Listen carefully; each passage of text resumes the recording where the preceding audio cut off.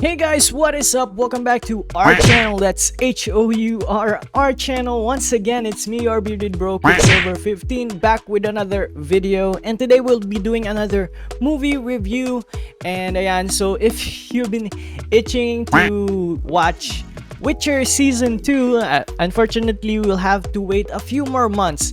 Pero Netflix has your back, guys, because they released a an animated movie called Nightmare of the Wolf. So ayun guys, we'll be reviewing that. Cue intro.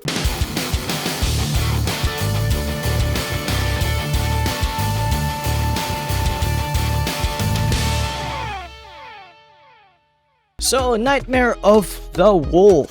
So discuss natin yung premise. So if you've been reading the books or if you've played the games, you may have heard of the siege of Kaer Morhen. So it's when this group of people or a mob stormed the castle and killed most of the Witchers aside, except for Vesemir. And of course, the few that survived were either in their path, so they're witchering, doing their witchering jobs. Hindi pa sila nakabalik to Kaer Morhen for the winter, and that is why they survived. So why Vesemir survived was unknown. He sort of just remembered being alive at the end of it, and that was all they wrote. Literally, that's all they wrote about it in the book. They just brushed it aside, and in this movie it actually does delve deeper into it. Not exactly canon, so they took a lot of creative freedom in developing the story for their own purposes. I'm keen to see if this will translate into season 2 of The Witcher, because I know they will reveal a few other Witchers as Iskil and Lambert, so we see them here as kids as well. So let's move on. So Nightmare of the Wolf stars young Vesemir doing his roguish witchering. So we see his backstory, how he wanted to become a witcher, his master Deglan, and his love interest Ilyana. And actually I was hoping that Vesemir would get it on with the sorceress Tetra, because she had a really beautiful character, and from what we've heard of Vesemir in the games, that he had some lovers, but not that many. So I was hoping Tetra would be one of them, since they are doing they're having a lot of creative freedom with this movie. So again, we see him doing witchering stuff, and we kind of see how everything unfolds and how it pushed people to how Kaer Morhen was stormed in the first place. So yan, this movie particularly has awesome animation. So if you love Castlevania, medyo similar yung animation sa kanya. Again, it did a great job just expanding this small story, and yeah, it actually makes a lot more sense this way, because in the books they kind of said that a mob rushed Kaer Morhen, but it's kind of questionable how a mob would be able to take down well-trained witchers who are adept at killing monsters without the aid of sorcerers and witches and wizards and whatnot. So, and we see that again, this high mage is Shiam High Mage. This mage Tetra actually led the siege against the Witchers, unleashing monsters on them with the help of this elf.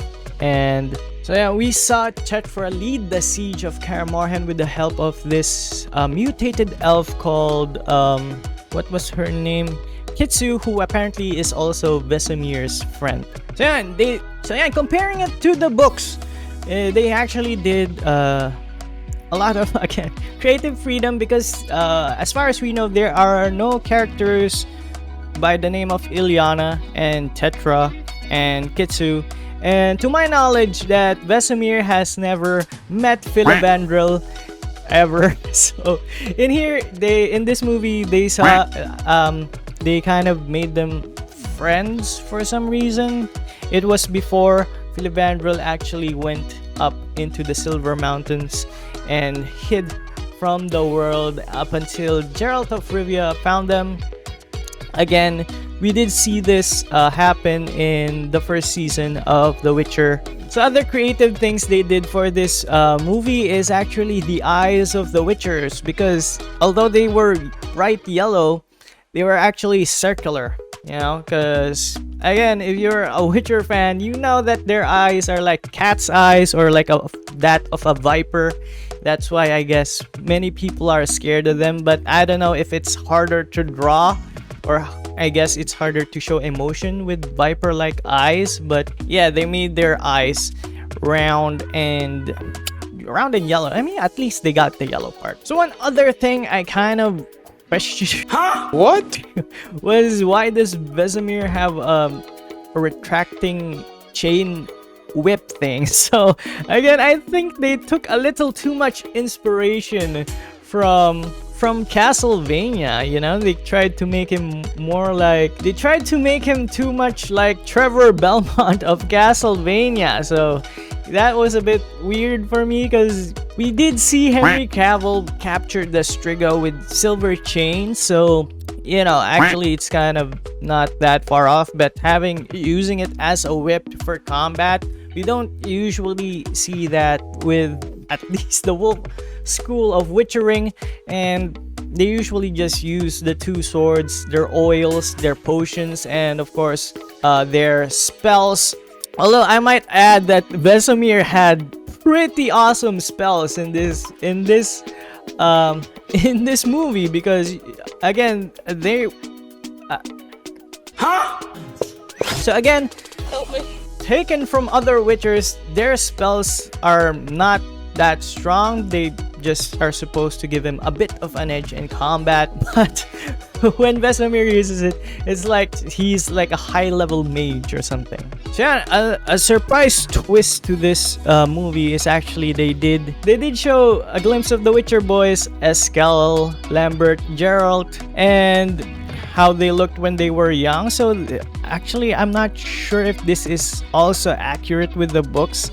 As far as I remember, that during the Siege of Kaer Morhen, they were actually already Witchers, or maybe young starting out Witchers. But in here, they did show them as kids, actually seemingly just having passed the trial of grasses. Actually, another surprise is Geralt of Rivia is actually bald, but you know, maybe it's a side effect of the trial of grasses and his normal hair fell off, and then new white hair developed in the end. So yeah, this movie was really well done. Actually, I wouldn't mind watching a series like Castlevania in the Witcher world with Geralt as the lead character, or even Vesemir and more of his travels and adventures, maybe teaching the kids and eventually leading to adventures with Geralt and Ciri and all that.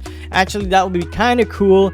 And actually, just remembering Castlevania having a lovable rogue as the lead character and having an awesome sorceress, and they even do have a vampire friend in the form of Regis. So you know, you'll never know, maybe it would be cool. So yeah, guys, overall this movie is actually okay. It's a short movie, it's nothing too crazy. It was a flashback to a point in time in the Witcher universe.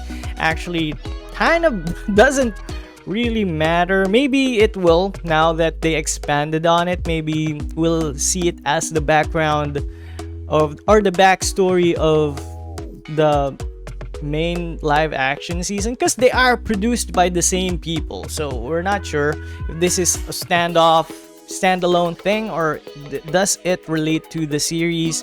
Again, they will be revealing Lambert and Eskel in the season 2 of The Witcher, so you'll never know. Maybe they'll talk about it or something. That would be kind of cool.